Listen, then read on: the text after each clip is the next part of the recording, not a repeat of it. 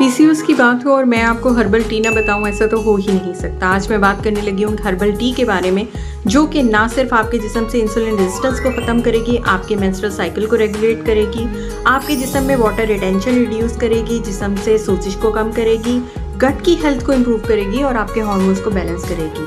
तो सबसे पहले इसके लिए हमें चाहिए 1 कप पानी। 1 कप पानी में 3 इंच दालचीनी का टुकड़ा, आधा चम्मच फ्रेशली ग्रेट किया हुआ अदरक, आधा चम्मच आपको चाहिए मेथी दाना, आधा चम्मच सौंफ का, और 1 कप पानी में इन सब इंग्रेडिएंट्स को उबलने रख दें।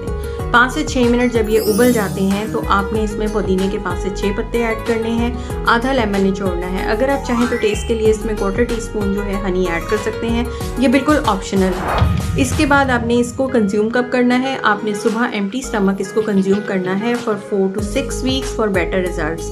लेकिन अगर आपकी प्रेगनेंसी है, आप शुगर या ब्लड प्रेशर के मरीज़ हैं, तो काइंडली पहले अपने डॉक्टर से मशवरा करें।